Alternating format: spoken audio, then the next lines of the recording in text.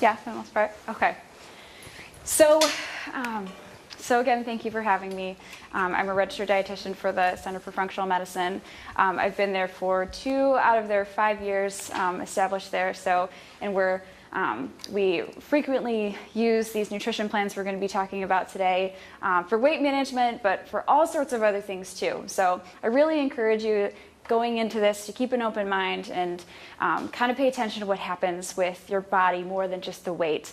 You know, we see things like changes in energy levels, people that come in with terrible allergies, all of a sudden their allergies improve, or they're stiff and achy, and then all of a sudden that just goes away. So I want you to pay attention to more than just the weight, but of course we are going to be tracking that, or you're going to be tracking that at home as well.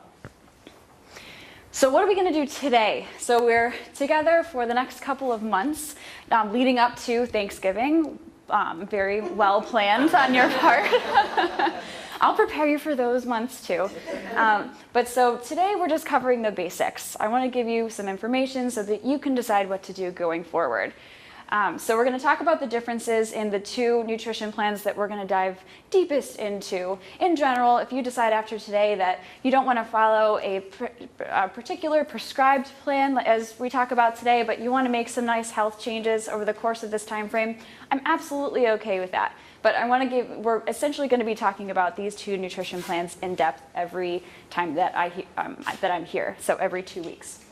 So today we're going to cover the benefits of each and the criteria, right? What to eat and why.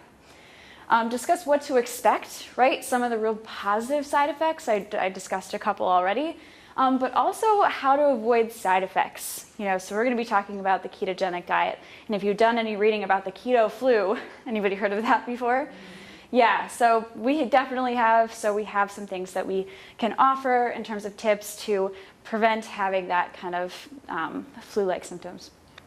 I'm going to give you some stuff to get started because I know it sounds like you guys are really excited, but know that every week we're going to be building on. So this is not a one and done scenario. I want you to take today's information and then start to apply some things and come back with a whole slew of questions, right, next week when we see each other.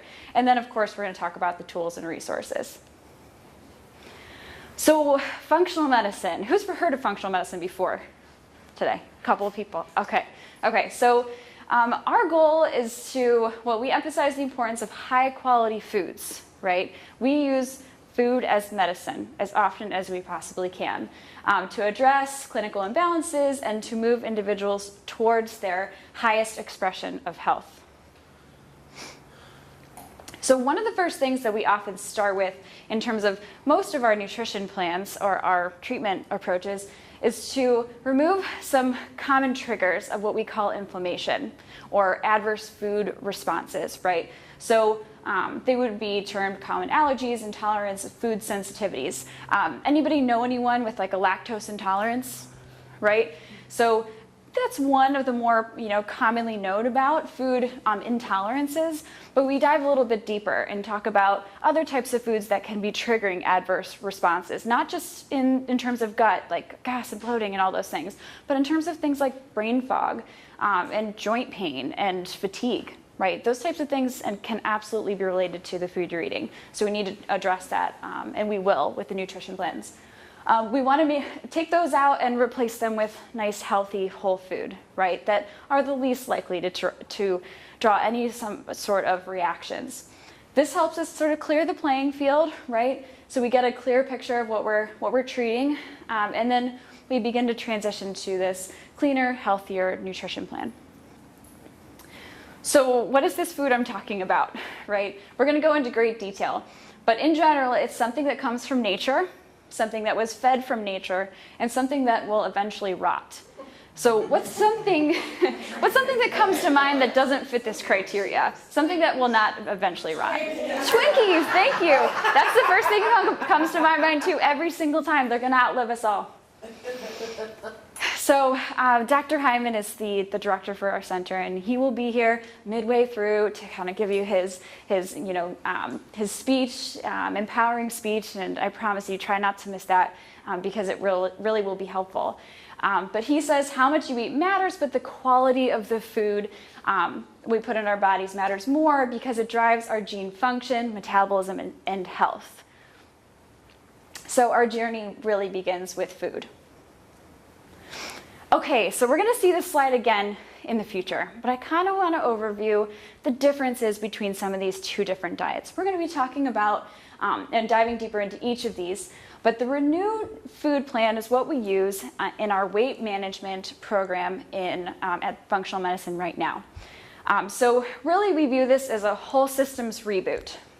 It's proven to provide sustainable weight loss, so it's something that when our patients transition out of it, their metabolism has improved and they don't gain their weight right back. I don't know if anybody's ever experienced that frustration of like, I can do this structure for 10 weeks, but as soon as I'm done, it comes right back, right? So this is something that has proven to avoid that fluctuation. It improves your body's ability to detoxify, and I promise you that is not just a trendy word, right? Our liver and our kidney have a big job, and if we're really pumping our food or our bodies full of extra toxins, either through our food sources or through our water, that stuff builds up, and that can cause some extra trouble. So this nutrition plan, this was a great analogy that a coworker just provided to me. It's like cleaning out the old oil in your car, right, when you get an oil change, right? So it's a reboot, it's a reset sort of scenario. It includes high quality anti-inflammatory foods, right? And the choices are based really on the food quality. Food tracking is recommended. However, we don't require it with our nutrition or our shared medical appointments. That said, it is something that's going to be really important for you guys to do. Monica's going to talk to you a lot about that going forward, keeping track and staying accountable as a group. So it's strongly recommended, and people who track do better. And there's very low risk for side effects, right? There's very low risk for like the keto flu that we'll be talking about. And anyone can participate, whether you've had a medical history. Really, there's no very, very low risk that this is going to be harmful. It's only going to be beneficial. So then the ketogenic food plan.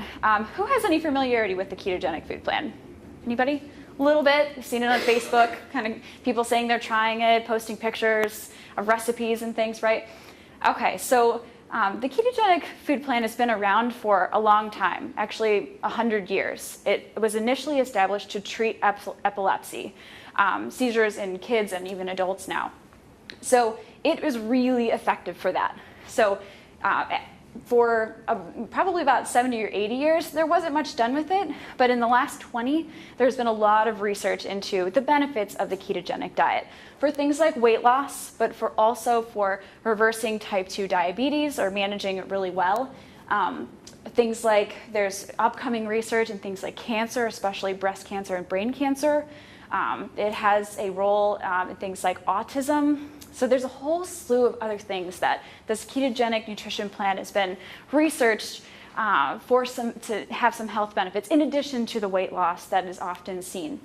So it also includes high quality anti-inflammatory foods, but the weight loss is really achieved by changing the type of energy source, right? From the carbohydrates that we're eating to the fat that we store in our grocery store, right? The fat that we have in our body, right? Which is what provides this weight loss.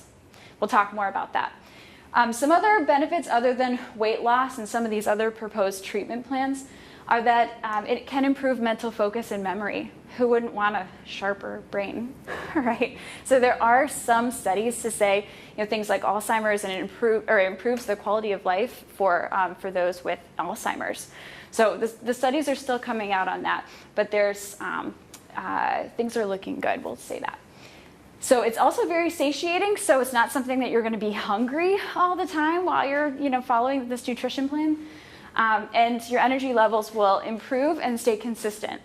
So I don't know if you've ever had a lunch where it's like, this is perfectly healthy, but in 2 hours you feel really tired, right? So you won't have those dips because your blood sugar will be very level throughout the day. So in that comparison of the car, it's sort of like not just cleaning out the old oil, but now switching to a high efficiency oil, right? You don't have to come in for 60 miles, to come in to get your oil change. It's high efficiency, right? So now we're using fat for fuel, which is more efficient and more, typically better on the body than using the carbohydrates as fuel. So it includes the high quality whole foods, but one of the big differences between the Renew plan and the ketogenic plan is that quality is emphasized, but quantity is also very important, and we'll talk about that. That's why food tracking is absolutely required for the ketogenic plan. It is, you'll find it to be a very useful resource to have that MyFitnessPal, plugging in to see how many carbohydrates are in the foods that you're eating, for example. So the other thing that we're going to talk at length about today is that there's a moderate risk for side effects with this, right? It is a pretty extreme change from probably what you're eating now.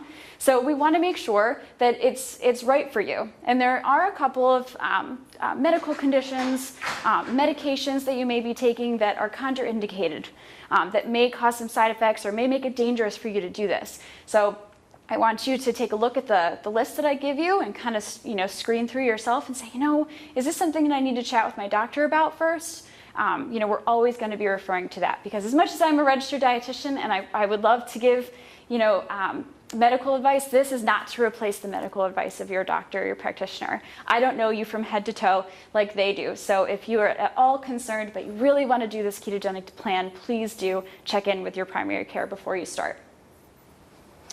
Okay, so what else is a really big difference here? So with the Renew plan, if we're thinking about our whole day's worth of calories, there's a pretty significant portion from the fats, which we would consider things like nuts and seeds, cooking oils like olive oil and coconut oil, avocados. Does anybody like avocado? Yes, okay, good. If you don't like avocado, try our avocado, our chocolate pudding made from avocado, and it might change your mind. It's really good. So it's mostly fats, moderate in carbohydrates, about a quarter of the intake will be from carbohydrates, and about 30, a little bit more percent from protein. So it's not super significant. The Standard American Diet, or the USDA, the dietary guidelines, recommend between 20 and 35% calories from fat per day. So at 45%, it is still higher, right? But it's not quite as high as the ketogenic diet here, right? So the ketogenic diet is mostly fat, right? As you can see here, it's between 60 and 70% of your total intake for the day. Now it's pretty consistent, or pretty prominent here. So then what do you see here as being the least, or the lowest contributor? Carbs, right. It's not like there's none, but because we need some wiggle room for things like broccoli, right? Shout out to broccoli as a carb. But so it's about 5 to 10% of your total calories. So it is pretty limited. And then protein is something we're going to be talking about specifically. We cannot overdo it if we're going to be doing a ketogenic diet. And we call this moderate, right? Just enough to maintain and rebuild our muscles throughout this process. Okay, so we'll come back to the ketogenic diet, but I want to talk a little bit more about the Renew. So like I said, it's 25% from carbohydrates, 30% from protein, 45% from fat. Those numbers probably mean nothing to you, and that's absolutely fine. I'll show you in food terms as we go along, but I just want to give you the global perspective. It's really good for resetting a compromised immune system. So the majority of the country is either pre-diabetic or diabetic now, which means they have trouble regulating their blood sugar. So after following even this moderate low carbohydrate approach, it can reset that system and help you to get out of insulin resistance and improve the way you're digesting and using your carbohydrates better for good, right? So it can, if you've ever been stuck on a nutrition plan and not sure why it's not working, it could be that we're fighting against our biology, and that's something that we can work on through the Renew plan. It reduces inflammation, which is, again, we see that in things like joint pain and brain fog and IBS and chronic fatigue, right? By avoiding some of these common food sensitivities and intolerances. And what we call addictive foods. Can anybody think of what that is? Sugar. Man, you guys are good. Yeah, you guys already know it. So yes, sugar is definitely going to be something we'll be shying away from. But that doesn't mean we won't have things that are sweet. So don't panic yet. And it, like I said, enhances the ability for the body to detoxify harmful substances. So I know you guys can't read this. I've brought some things for you to take home so you can get a good perspective on the foods that are absolutely fine and the foods that we need to start weaning out of our grocery cart and out of our pantries, right? So in general, again, with the low carb approach, we're going to be avoiding things like grains, right? Not to say that grains and starchy vegetables like sweet potatoes and things like beans, like we talked about, can't be a part of a healthful diet. Trust me, I have a soft spot for sweet potato, right? I know that there's health benefits to these things, but to attain the health benefits we were just talking about, resetting the metabolism, helping your body detoxify, really resetting, we need to take a break from those and then talk about bringing them back in terms of transition diet. So another really big thing that I want you to take away from today between the differences between the two different nutrition plans are that with the Renew plan, quality is the focus, not so much quantity. Right? I'm going to give you guidance on, in general, how much protein do you need per day, right? How much fruit is too much, right? How many servings of vegetables do we need to get all the B vitamins that we need to get from food, right? Like, we'll talk about those things, but in general, you don't have to stick to a certain quantity in terms of your food logging. So if you're thinking about it this way, if I have my list of foods that I can have, I can eat until I'm full, even if it's in the middle of the night, even if it's right after I had a meal, as long as I'm choosing from the right foods, I'm going to be off to a good start. Okay, so if that sounds more liberating to you to say, okay, I don't have to count the carbs, I don't have to limit the protein, I'm just going to eat the right stuff and see where that gets me. I think the Renew plan would be a great place for you to start. So some of the other things that you'll feel on the Renew plan, food will start to taste differently and better, right? So if you're looking at strawberries and thinking, I mean, this time of year, strawberries are really, really tasty. But if you're thinking compared to, froyo down the street, this is not sweet enough for me, the food will taste different. Give it a couple of weeks, but you'll find that the natural sweetness in food will really start to come out. You'll have more energy. Like I said, you won't have that up and down all day. You won't feel the need to eat as often, right? So the benefits there are that you won't be craving things, right? So we talked about those addictive foods. So not to say that, great, I don't have an appetite, I can skip breakfast, I don't need to eat because I'm not hungry. We're not there. But what it can really help you with is to stay on track. If I'm not hungry, then I'm not craving those carbs all day. After you eat, you won't feel as tired. And then one of the nice health benefits is that your blood sugar and your blood pressure levels will improve.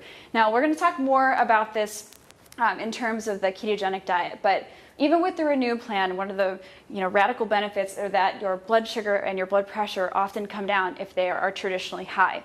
If you are taking medications for these things, you absolutely need to check in with your PCP because they may need to change even in the first few weeks of this. So if you're taking insulin, or if you're taking metformin, if you're taking a blood pressure medication, if your blood pressure naturally comes down, you don't need to take as much blood pressure medication. And if you still keep taking the same amount, your blood sugar may drop and it won't feel good for you, right? So make sure that you're in touch with them and saying, I'm going to start this new thing. We might need to adjust this so that I'm not feeling lousy because I'm taking too much medication.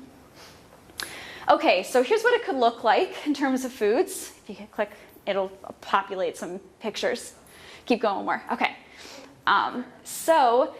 In general, when you're thinking about opening the grocery or opening the pantry or the refrigerator, like, okay, what do I eat now? You want to think, I want about a palm size worth of protein, so you can cook your chicken. I don't know why we still have an uncooked chicken in that picture. But the idea is that you want some sort of protein. So some protein ideas could be things like chicken or turkey. You could do beef or eggs. You could do plant-based proteins. Like we do allow certain types of soy products. Ideally, we want a fermented product like tofu or tempeh, if you've never tried those. Or protein powder, like you can get a plant-based protein powder made from peas or rice. So if you wanted to incorporate some plants, those would be good ways. Secondly, we want to include some fats. It's not, it's not as much as the ketogenic diet, but it needs to be included. So about 1 to 2 tablespoons per meal. So your thumb is about a tablespoon. You get to take these handy tools home, by the way. So And then last, you need some sort of fruit or vegetable, right? You can have them both, you can have one or the other, but we really, by the end of it, need to focus on getting about 4 to 5 cups of non-starchy vegetables and about 2 cups of fruit per day. And then of course you can add things like nuts. Ideally eating within a 12-hour window. So that's something that you can apply even now with the foods that you're eating. So that means perhaps 6 to 6 or 8 to 8, whatever window works best for you. We don't want to graze too much into the evening so that shortens our window for digestion. It really helps with blood sugar just for that 12 hours. So here's some breakfast examples of things that you could do on the Renew plan. Any of that look good to you? Yeah. Okay. A couple of people are like, where's my bacon? So, we've got like an omelet with a bunch of vegetables and some avocado. The top right is a turkey patty. It's a recipe I'm going to give you today. Very, very good. Something you can make ahead and just quick reheat in the morning. This is an almond flour bread. So this is something I've actually made. Bob's Red Mill has a great recipe for this with some sort of jam or just mashed fruit. Goes a long way. Chia seed pudding. If you remember tapioca pudding, and you like tapioca pudding, then you would probably like chia seed pudding, and it's a great make-ahead recipe that you can just quick scoop, add some fruit, nuts, and run out the door. And then, of course, you could do something like a smoothie. Okay, so in general, the Renew plan in summary, eat the right foods, and start with quality, eat within a 12-hour window, and track. Write things down, get a sense of how your body feels, as you're eating these foods, pay attention, then we can always adapt and troubleshoot along the way. Okay, so the ketogenic food plan, mostly fats, 10% from carbs, 15% from protein, maybe a little bit more, and 75% from fat. This creates a metabolic shift, like I was saying. Instead of using carbohydrates for fuel, even our stored carbohydrates, we're using our store. I always refer to it as our grocery store, what we walk around with in terms of energy source.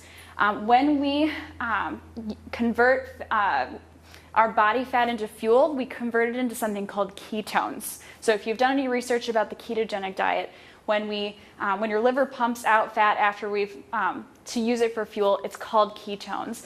Ketones are used by our brain, by our heart, by our skeletal muscle. So it's a very efficient form of fuel and something you always have with you. So here is the what to do and what not to do list in terms of the ketogenic diet. If you look at these two pictures or the two nutrition plans, then the foods are very similar, but the way we use them is very different. So in looking at sort of almost the same setup, quality is important, but quantity is also very important here. That's why tracking is required. You may not need to do it for the whole, time frame. You might just need to do it for the first month, and then if you're eating the same types of foods, you get the hang of it. But at first, it will be a learning curve, I promise you. Plugging it in will help you understand where your carbohydrates are coming from. So starting with protein, it's not unlimited. Like Atkins or Paleo, for example, if you've ever heard of those nutrition plans, anything without the bun goes. In this case, if we're eating too much protein, it'll kick us out of ketosis, right? And we won't be using our fat for fuel. Protein, if we don't have any carbohydrates in our diet or in our system, protein converts to carbohydrates through a process called gluconeogenesis. So that's why we can't have endless amount of steak or chicken, those types of things, right? So in general, if you stick with just your palm size 3 times a day, and all of our palms are different, different sizes, so again, you could take home this handy tool, then it's likely that you won't get kicked out. That's about the amount that you need to maintain your muscle mass and maintain your cells. So that's one big difference. Fat is another significant difference, 2 to 3 tablespoons at every meal or more. It doesn't mean, gobs of olive oil. You can use things like avocados, nuts and seeds, olives. You can really get creative. We'll talk a little bit about things like bacon, right? So our approach with bacon is that if you're going to use it as a condiment, right? So if you've ever gone online to look for recipes and things, you may see the ketogenic diet really, cream sauces and things wrapped in bacon. Anybody seen that, right? So of course our approach is going to be a little bit different, but so our approach to bacon is use bacon as a condiment. I always get that question, so I figured I'd address it right now. So quality fats and then carbohydrates. So here's something that we'll be practicing over the course of the next few weeks together. The goal is to keep something called net carbohydrates, or the carbohydrates that affect our blood sugar, under 30 grams per day. To give you an idea of what that could look like, a single slice of normal sized bread, not like Panera, but like a loaf of bread, is about 15 grams. So that's 2 slices of bread for the whole day. And do we want to have our carbohydrates only come from bread? No. Right? Like I mentioned, shout out to broccoli. Broccoli is a carbohydrate. So we'll teach you how to incorporate the right amount of carbohydrates and still get satisfying flavor and to really enjoy the foods that you're eating. But in terms of tracking, your MyFitnessPal will show you how many net carbs you end up with at the end of the day. So let's go through a couple of the benefits again. It's very effective for weight loss, which I think is one of the most popular and widely known side effects of the ketogenic diet, through fat oxidation, using our own grocery store for energy. It improves hormone regulation, especially things like insulin, and it also can suppress appetite, so you're not quite as hungry or craving those foods. So it improves insulin sensitivity, like I mentioned, which really helps with energy levels. It improves that memory and mental focus, which is a really, I guess, nice difference in terms of the nutrition plans. This is one that really focuses on sort of the cognitive health aspect. And then it can improve exercise efficacy. And we just had a conversation about this. I would not test this theory in the first couple of weeks on the nutrition plan. So even though that's true, it's not necessarily true for the first few weeks while you're on it. You won't feel like running a marathon. So if anybody is planning on running a marathon in the first couple of weeks on the keto diet, I would caution you not to start quite then. So the plate looks a bit different, right? So one of the big things we notice here, that the protein is about the same, but it is just stuck to just our palm size per meal. The fat portion is more than just those 2 tablespoons of oil. So now we're talking about things like nuts and seeds, olives, avocados, certain types of sauces like mayonnaise and those types of things. And then the vegetable, right? So if you've ever looked up a recipe for a ketogenic diet, I guarantee you that they've got the protein, that they've got the fat, but they've totally left out the vegetable. So this is going to be something that we really cannot leave out. Leafy greens are essentially unlimited, and the other non-starchy things like bell peppers and cucumbers and tomatoes are all welcome, to the tune of about 2 to 3 cups per day. Okay. And then we talk about using these things on the side as condiments, right? Not as something that enhances the flavor of the meal, but doesn't contribute a lot of calories. So if you wanted to have berries on a salad, right, with some goat cheese, for example, you get the flavor instead of having a cup as a snack, right? So you're welcome to use these things, but I would not use them in large quantities. So, does any of this look good to you, right? There's, in terms of satisfying meals, it really often speaks to the American public in terms of sustainability. So if we do it right, you're not going to be missing, those carbohydrates. You'll be enjoying the process, not feeling like you're counting down the days to have sweet potato or whatever it happens to be. So, some prevention. Like I mentioned, there's a moderate risk for symptoms while on this nutrition plan compared to the Renew nutrition plan. So your body may experience while you're adapting to the ketogenic diet. Right, yeah. So we've got options. Remember? Yeah.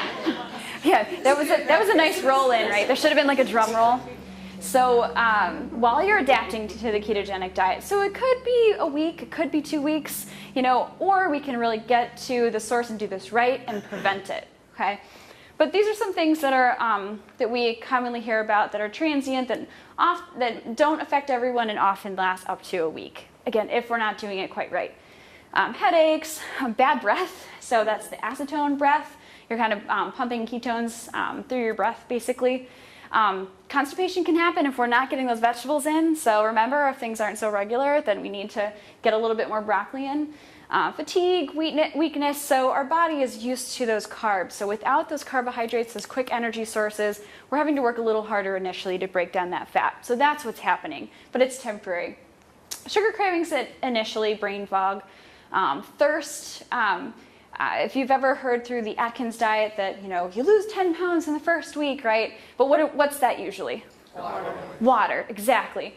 Similar thing can happen here because we're not using insulin, we're not storing the water as well. So we lose some pounds initially through water. But I want you to think, if I jump on the scale over the course of the first few weeks and I've lost, 2 to 5 pounds, it's probably water, and with that water are electrolytes, okay? And we need to make sure to replace those electrolytes.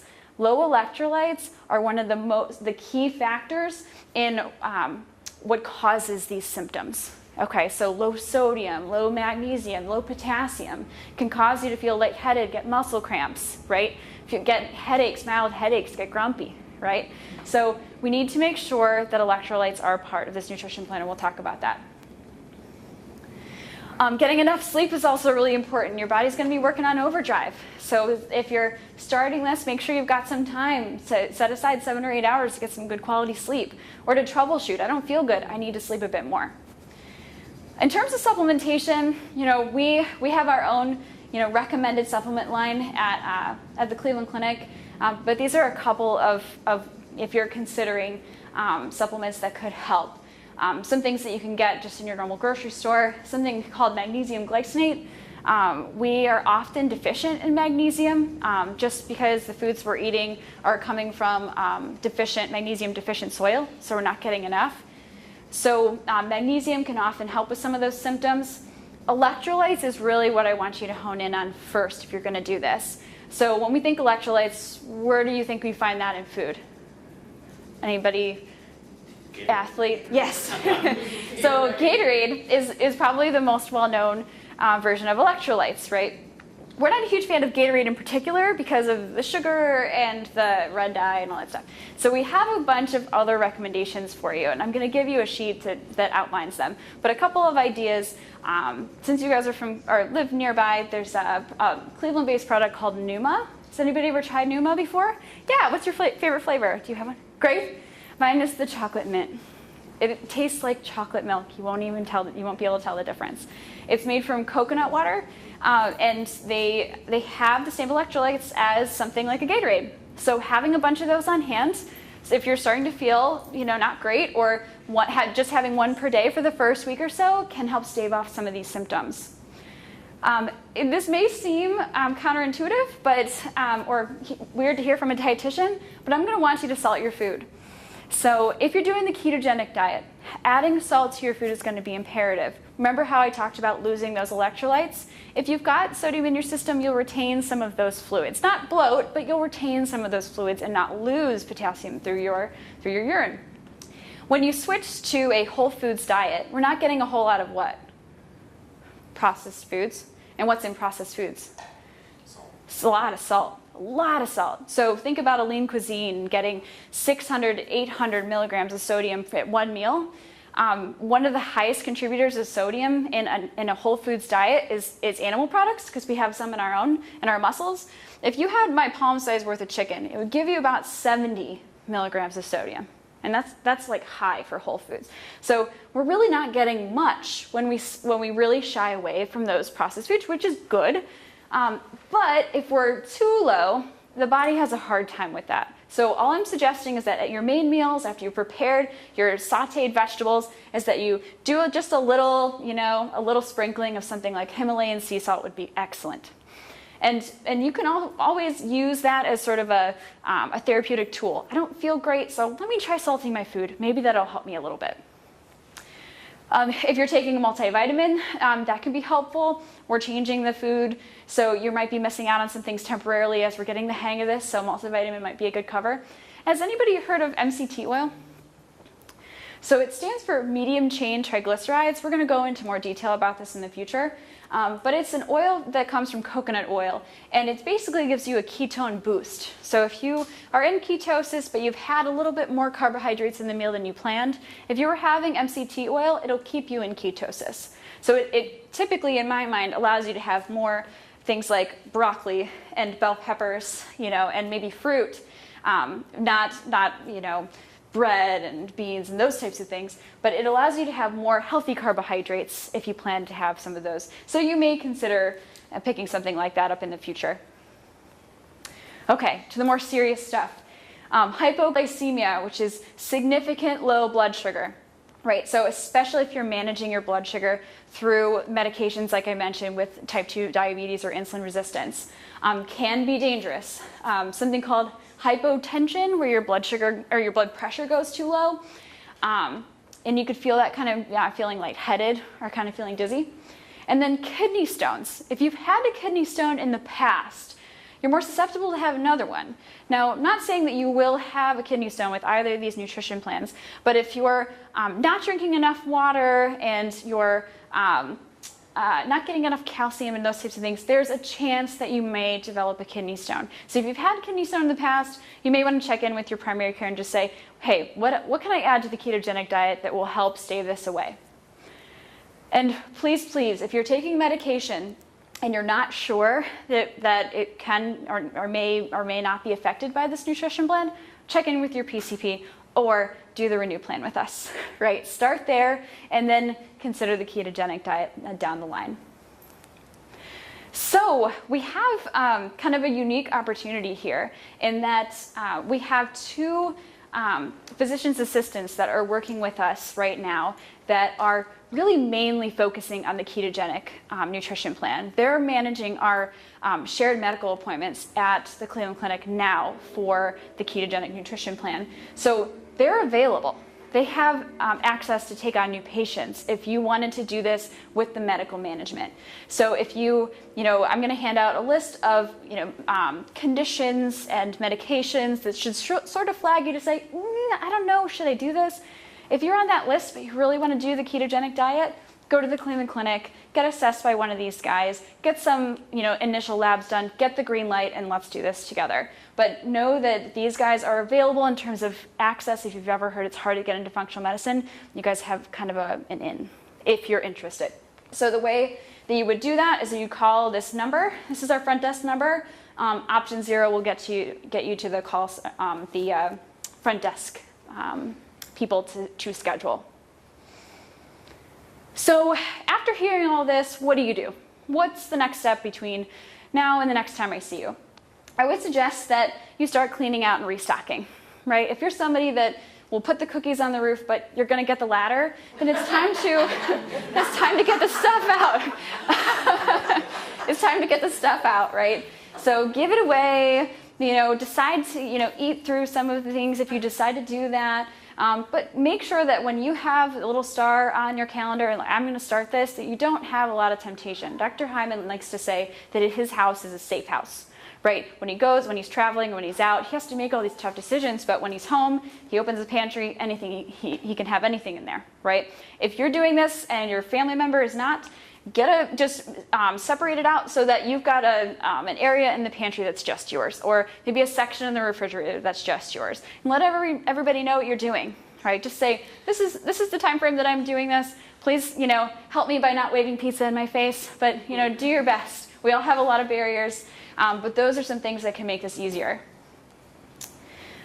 Meal planning is really effective. It takes some time up front, but I promise you, if you've ever done it before, by the time you get into the routine of it, it doesn't become, it's more of a labor of love. It's not something that's going to take up too much of your time.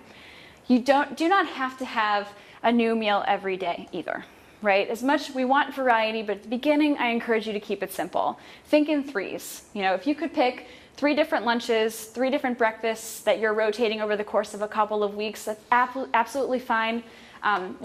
You can make big batches of things, cook once so that and eat many times. Freeze things so it's easy, so you don't have to rely on picking things up on the way home. So take some time over the next couple of weeks to think about what you would need to do that. Tupperware, space in the refrigerator, a blender if you don't have one, if you're thinking about making smoothies. Think about those over the next couple of weeks before we come in and talk about next steps. And then finally, I didn't know that you guys were going to use MyFitnessPal. That's right, MyFitnessPal. But that's wonderful. MyFitnessPal is a really good, nice resource. You can guys can electronically high-five each other, which is cool.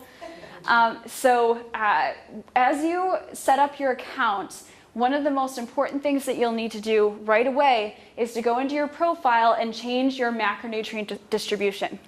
So they're going to just automatically set it up for you, sort of compared to what the USDA guidelines set up. If you're going to be doing a ketogenic diet, for example, you'll want to set it up to say roughly between 60 and 70% from fat, between 20 and 30% from protein, and between 5 and 10% for carbohydrates. So we were talking about for the Renew plan, it's a little bit more loose, and again, we don't have to be as specific about the quantities, but if you're doing the keto, you'll need to know when you start to go into the red for carbs, right? You'll need to know when you start to go into the red for protein to kind of give you an idea of, okay, this day I didn't quite get it right, how am I going to do it tomorrow?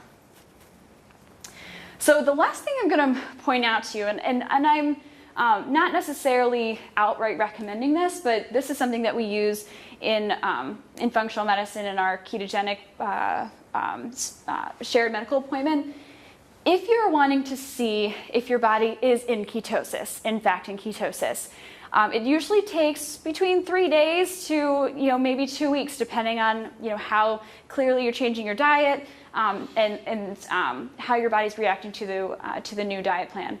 But if you want to see, first you can consider getting test strips at CVS. Right? You can get the urine ketone strips and just check your urine at any time of the day and see if you're in ketosis. Right? That could be a first line in a really cheap way to see if you're just basically getting into it. That is not reliable 6 weeks from now or 10 weeks from now. Your body is going to re-scoop up those ketones. You're not going to be peeing them out as much, so you won't be able to test with those strips if you've been on the diet for 10 weeks. But if you wanted to keep up with it after that initial change, then we have a measure that basically pricks your finger. It's kind of like a glucose test for those that have diabetes. We use this one called the Keto Mojo that you can order online, and it will give you your level of blood ketones. So essentially you would want to be between 0.5 and roughly 4. Right? That would mean you're in nutritional ketosis and you're absolutely using ketones as fuel. Is that required, for a ketogenic diet? Not necessarily, but if you're still hungry and you're feeling glum and you're really not sure and you're maybe not losing weight, this could be a good way to kind of go back and say, okay, am I really in ketosis or am I kind of on the borderline and not feeling great? So we can always go back to this and test this or talk about this later, but just to kind of let you know how we check for progress at the Cleveland Clinic with the ketogenic diet. Okay, so I have a bunch of things to pass out to you in terms of the ketogenic diet and the Renew plan, just to give you some things to get started. As I'm passing this around, I think I have enough for everybody. Let's go over some questions. What are some comments or concerns that you guys have about kicking this off? We want to just take one and pass it. We'll kind of do that around. Does that work? I have a question. Yeah. Why this diet? Why are you pushing this one up as opposed to something else? So in terms of weight loss goals, the Renew plan and the ketogenic plan are really effective for that. In terms of the difference between something like an Atkins or a Weight Watchers, those can be effective, but they don't really consider food quality. And in terms of our approach in functional medicine, we really want to make sure that we're using both quality and quantity to help with that sustainable weight loss. So I think that that's really why we're using these approaches compared to something a little bit more conventional, like maybe an Atkins or a South Beach. Anybody else have any questions? If I'm on keto, can I have coconut water? Yes, you can. So for example, the Numa, the electrolytes that comes from coconut water, there's 5 net carbs in that. So if we're trying to stay below 30, that would be 5 of your 30 for the day. So you can have coconut water. It's a great whole food source of electrolytes. It's higher in potassium than something like Gatorade, but it does contain, it's sweet, right? So it contains some carbohydrates. So it just has to be counted, but it can be used. Any other questions? Anybody leaning one way or the other? Anybody's like sold on keto and they're ready to go? Okay. What are you, I'm all about results, what do you see usually when someone follows this, Yeah. average, typical results? So we just had somebody come who has done some long-term research. It's a fair, even though that it's been around for 100 years, the research in terms of like weight loss and type 2 diabetes has sort of just been getting off the ground. But she was talking about in her study that they have lost like 13% of body weight is pretty average for her study group. So, and that's on the ketogenic plan. With the Renew plan, it's similar. It's a little less, but again, it's a sustainable, substantial amount. That's a good question. So the ketogenic diet is not sustainable after you're off of it? That's a great question. So that's another big question in terms of research, that we don't have long-term studies to say, well, we have seen people on this for 70 years and everything still looks good. So when we approach the end of our program together, we are going to assess progress. Like, okay, where are you now? Where do you want to be in the next, 6 months, for example? Is it something that you want to continue to lose weight or achieve more health benefits? Or are you pretty good and we're going to transition to a more sustainable nutrition plan, which would be likely a modified version of the Mediterranean style. Has anybody heard of the Mediterranean diet before? It's really, so it's a little bit more diverse and varied in terms of the types of foods, but still has and can have an emphasis on the healthy fats like the ones that we're talking about, but still can include things like whole grains and beans and sweet potatoes and those types of things. So I will teach you how to transition from something like keto or Renew to something a little bit more sustainable to give you variety and satisfaction from your food too. So yeah, do we want, at the end of this for everyone to stay on it for years and years? No, not necessarily. And is that necessarily required? No. We're seeing a lot of benefits in terms of changes in metabolism just from being on the ketogenic diet for a period of time, and then kind of transitioning back to having a more varied diet. So we'll sort of address it along the way, but the plan isn't to stay on it for the long term. Good question. Coffee or Diet Coke? Coffees. That's a great question. So with the Renew plan, since it's about sort of a detox, not just encouraging your liver and your kidney to do their jobs, but also sort of detox from like habitual stuff, coffee ideally we want to wean down. So on the keto diet, however, we're a little bit more lenient on that.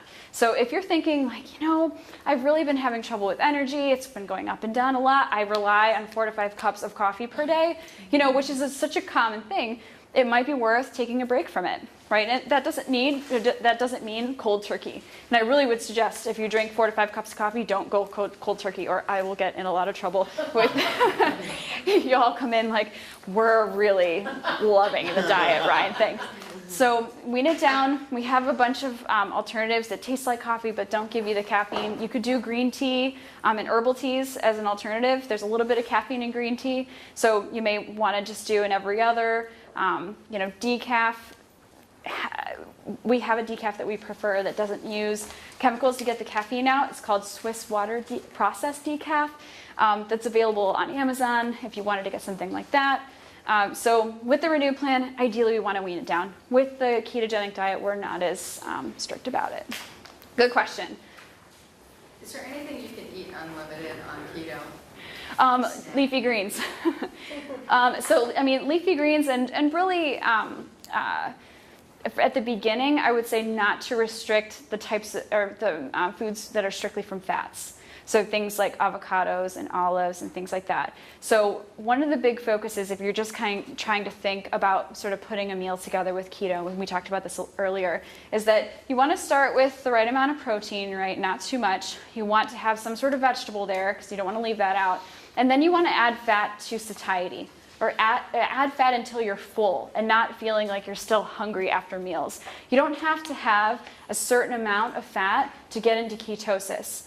The fat replaces the rest, essentially the rest of the calories. The reason you're in ketosis is that you have so few carbohydrates, right? We've removed that source of fuel, and now we're dipping into our own fat stores.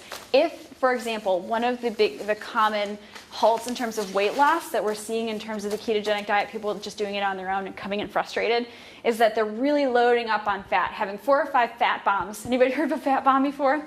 They're like a snack that are really heavy in things like coconut oil and things that are, can be, sweetened and all those types of things. Like they'll use stevia and that type of thing. But so they'll be having a lot of these fats because they think they need to have so many grams of fat to get into ketosis. Meanwhile, they're exceeding their calorie goals, right? You can't, you won't be able to effectively lose weight if you're taking in more than your body's burning throughout the day, even if it's just low carb and mostly fat. So one of the benefits and the ease of losing weight is that you won't feel the need to have as many calories, on a ketogenic plan compared to having sweet beverages and breads and those types of things. They don't fill us up as quickly as fat or protein does. So we're going to talk a lot about that in terms of troubleshooting at like week 3. If you find that you've lost a bunch of weight and then starts to level off, it's like, okay, what else could be in the way in terms of your goals? Is there a sample, like, week 1 recipe? Yes. You can send us for both? Yes. So, sorry, I probably should have gone over what you have in your pile. I think I have most of it here. So, with the Renew plan, you've got a foods list.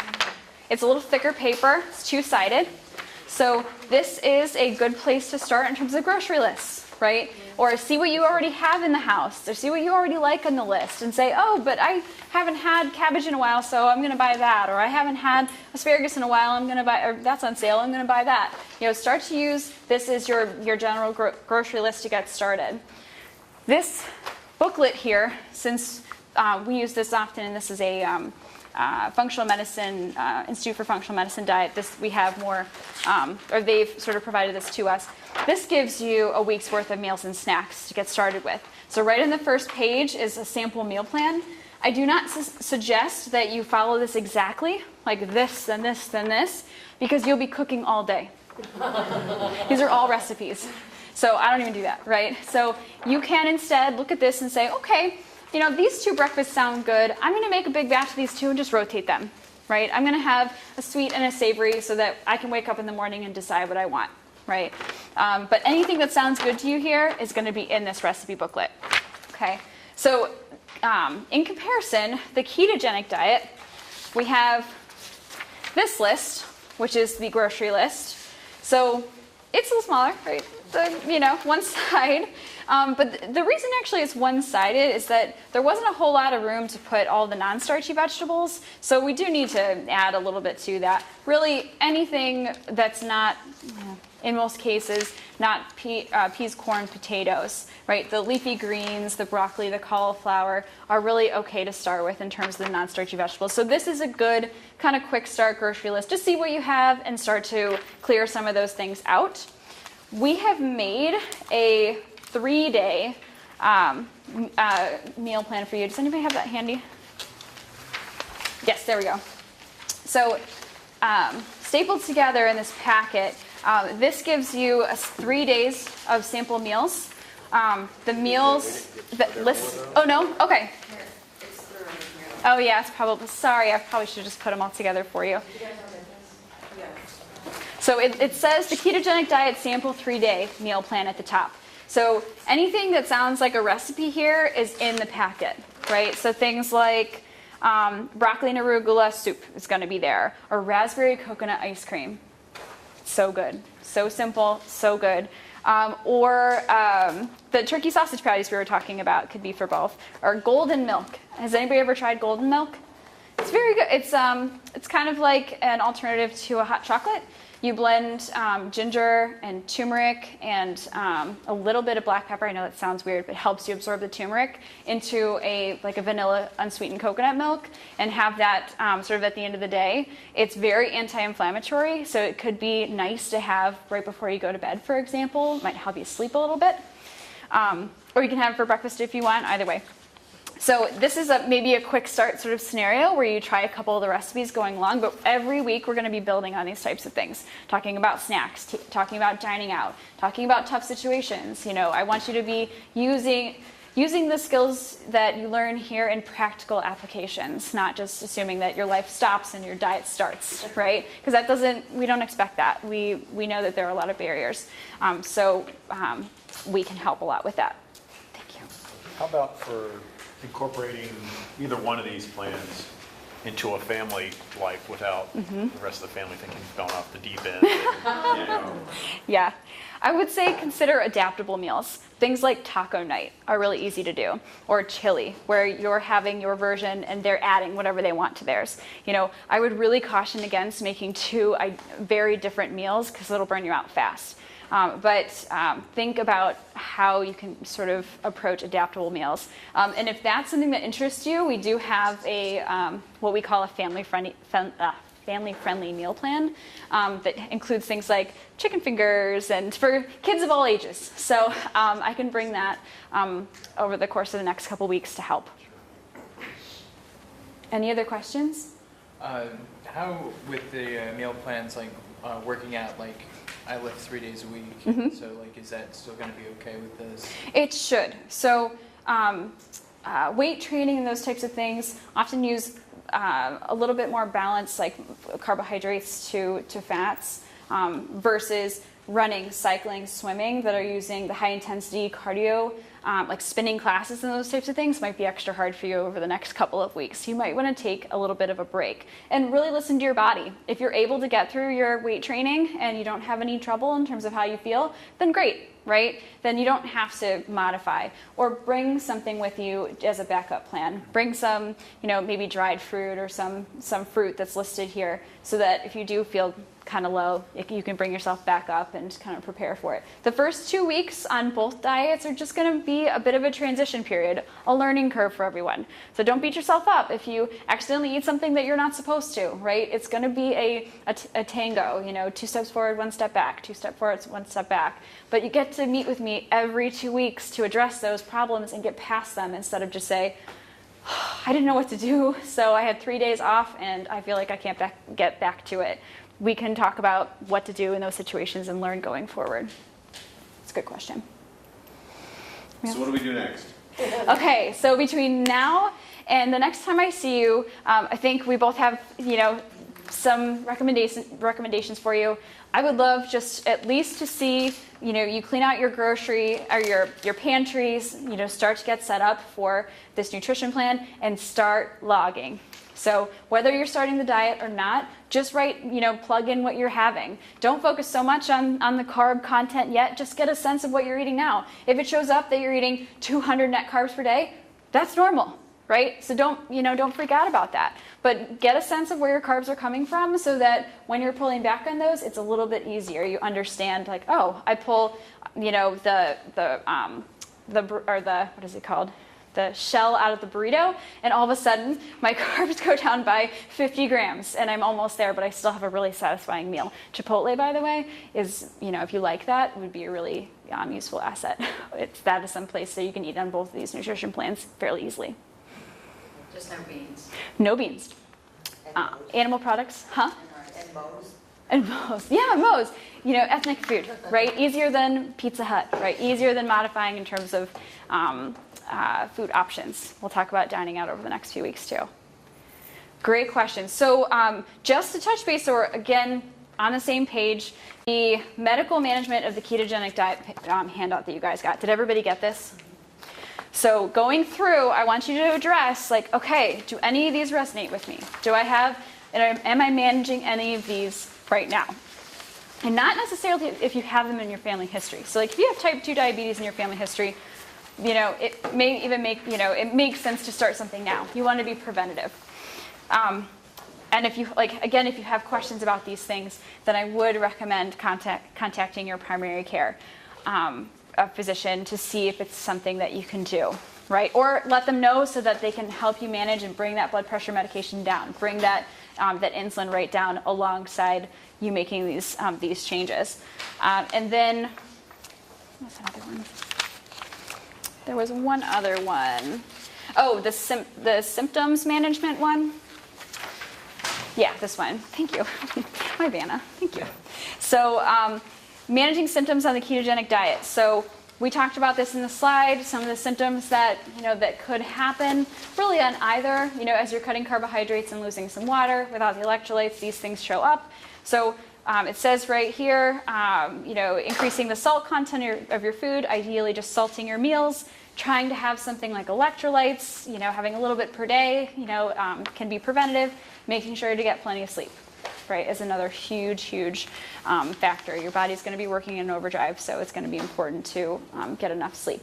But use that first, and then if you have some of these symptoms are not going away, you're not sure, contact your primary care. And are there actual are there calorie limits? It doesn't look like they're listed here anywhere. No, not really. So in terms of calories, we're focused more on the quality of the food. Okay. So let's say for example, we have 100 calories of brownie and 100 calories of olive oil.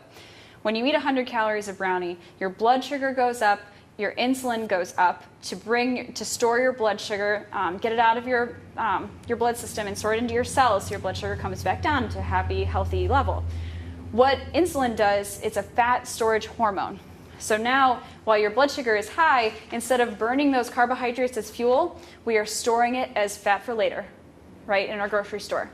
So 100 calories of olive oil has no impact on your blood sugar. You just burn it and use it, right? And don't store it for later.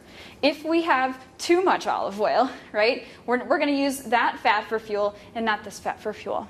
So from a calorie perspective, it is something we'll address going forward, but we use it mostly as a troubleshooting tactic if you're not losing weight. So I don't want you to worry about the calories right now. Plug it in, see how it goes. If you're not making a weight change, we'll take a look at the food log and adapt. When you do your FitnessPal too, you're going to plug in a whole lot of information in there, and it will give you a caloric guide based on which diet you choose to do when you put in your percentages and everything. So it'll give you an idea. It doesn't necessarily mean like you have to stick to that, because I know if you're under 1,000 calories, it yells at you and tells you like you didn't eat enough today or whatever. But if you're sticking to what she's saying and following the guidelines and it's working for you, then it's working for you. Right. They say usually at below 1,200 calories, for example, it's hard to get the nutrients that you need, so that's where they're shutting it down. But on a standard diet where a lot of the calories you're taking in are low nutrients, like white bread or white rice, or things that just have a lot of calories but not a lot of nutrients, we're not doing any of that. All the foods that you're going to be eating, or majority, are going to be really saturated in nutrients. So if your calorie intake is low, don't panic like, that you're going to be nutrient deficient. You may actually be meeting your nutrients where you need to be, just at a lower calorie goal. So for those of you who are also looking into doing specific types of diets like intermittent fasting or Weight Watchers, those types of things, you can still do that. The idea was to kind of implement some of these like food quality issues into that diet. Yep. So you can do whatever you want. I mean, if none of this appeals to you and Weight Watchers the way you did it before works for you, go for it. Yep. Ryan is going to be our guide. We're going to get her email, and Susan, because she knows how to do it, is going to create a group for everybody who wants to stick to this, because I know some of you may have heard what you wanted